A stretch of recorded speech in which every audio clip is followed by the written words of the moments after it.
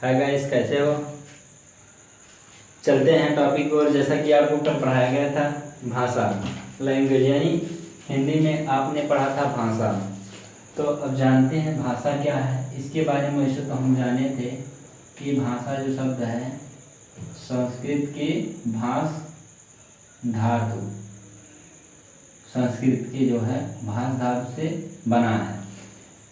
इसका अर्थ होता है प्रकट करना,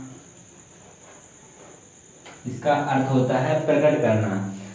तो लैंग्वेज की डिफिनीशन हम कैसे देंगे, भाषा की डिफिनीशन हम कैसे देंगे, यानी मनुष्य क्या प्रकट करता है, अपने विचार प्रकट करता है। मनुष्य अपने विचारों को जिस माध्यम के द्वारा प्रकट करता है उसको हम क्या कहते हैं, भाषा कहते हैं। क्योंकि भाष का मतलब होता है प्रकट करना या व्यक्त करना, व्यक्त करना। यहाँ तक जैसा कि कल टॉपिक में हो गया था। अब भाषा के बाद आता है लिपि। लिपि क्या है, जैसे हमने कहा भाषा, ये भाषा कई प्रकार हैं।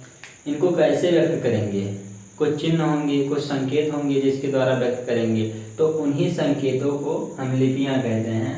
अब देखते हैं भाषा के प्रकार के बारे में।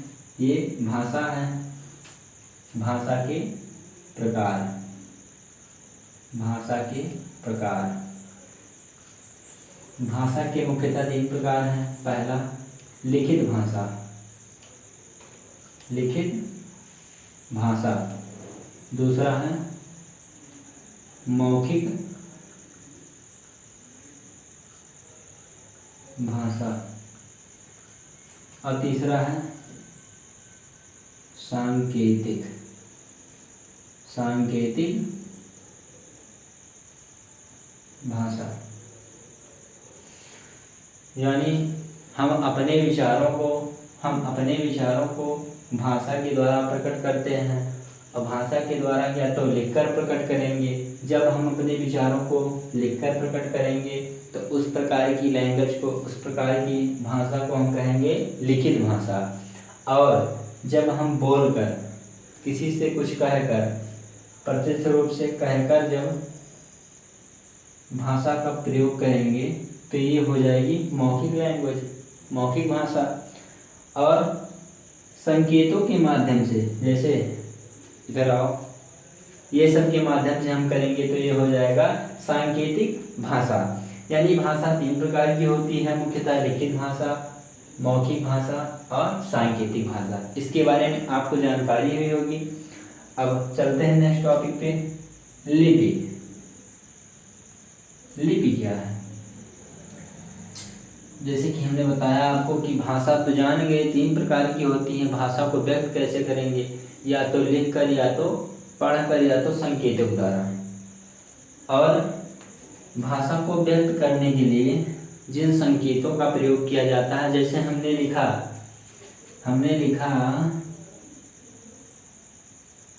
राम इधर आओ, राम इधर आओ।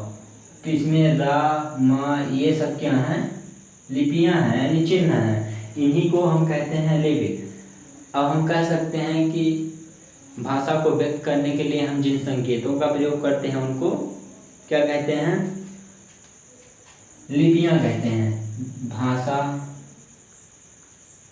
को व्यक्त करने के लिए प्रयुक्त, यानी प्रयोग किए जाने वाले प्रयुक्त चिन्ह ही क्या कहलाते हैं, लिपि कहलाते हैं। अब देखिए, जैसे हमें किसी बात को हिंदी भाषा में कहना हुआ तो ये किस लिपि के अंतर्गत रखा गया है, देवनागरी लिपि। तो यानी इसको लिपि कहेंगे। अब देखेंगे अनेक भाषाओं की अनेक लिपियां होती हैं, यानी अलग अलग भाषाओं की अलग अलग लिपियां होती हैं। कुछ की लिपियां एक समान होती हैं, जैसे हिंदी हुआ,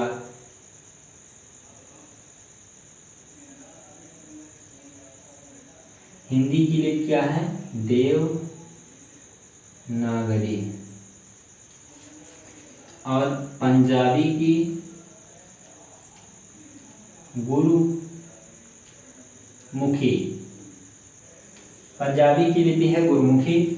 उसके बाद चलते हैं क्या, रोमन यानी अंग्रेजी। अंग्रेजी जो भाषा है इसकी कौन सी लिपि है, अंग्रेजी की लिपि है क्या, रोमन। और उर्दू भाषा की लिपि क्या है, फारसी। और हिंदी यानी देवनागरी लिपि के अंतर्गत अन्य भी भाषाएं आती हैं, जैसे हो गया नेपाली, मराठी आदि।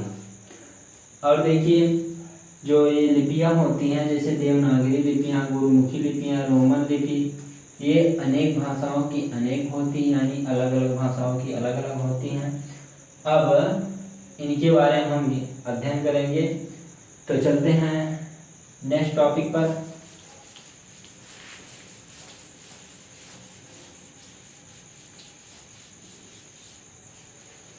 और खास बात, जो लिपियां हैं, लिपियां सबसे प्राचीनतम लिपि, प्राचीनतम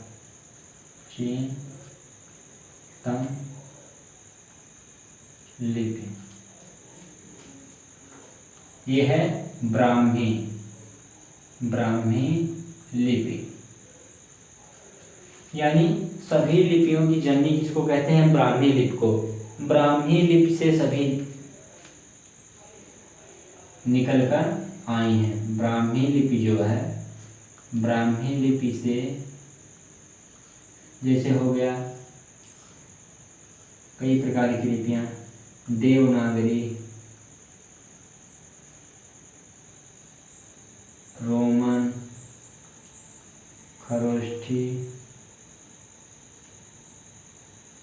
गुरुमुखी, फारसी और भी कई लिपियां इसी ब्राह्मी लिपि से निकलकर आई हैं। यानी सभी लिपियों की जननी किसको कहेंगे हम, इसी कहेंगे, ब्राह्मी लिपि को कहेंगे। अब चलते हैं टॉपिक पर कि हाँ सबसे प्राचीनतम लिपि कौन सा है, ब्राह्मी लिपि। ब्राह्मी लिपि के अंतर्गत अनेक सारी लिपियां आती हैं। जो लिपि का अर्थ होता है संकेत। संकेत कैसे होंगी हमारे, जैसे हमने लिखा राधा, जैसे लिखा राधा,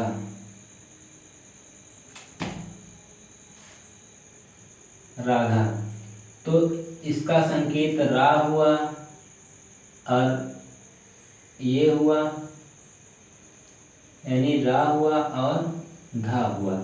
इसके संकेत क्या हुए, रा और धा, यानी इन्हीं संकेतों को हम लिपियां कहते हैं। और देखिए देवनागरी लिपि की विशेषता क्या है, यह सदैव बाएं से दाएं लिखी जाती है, यानी बाएं से दाएं लिखी जाती है, यहाँ से, यानी लेफ्ट टू राइट ये लिखी जाती हैं। ठीक है, तो आगे चर्चा कल होगी। चलते हैं, नेक्स्ट वीडियो में आएंगे, तब तक के लिए गुड बाय।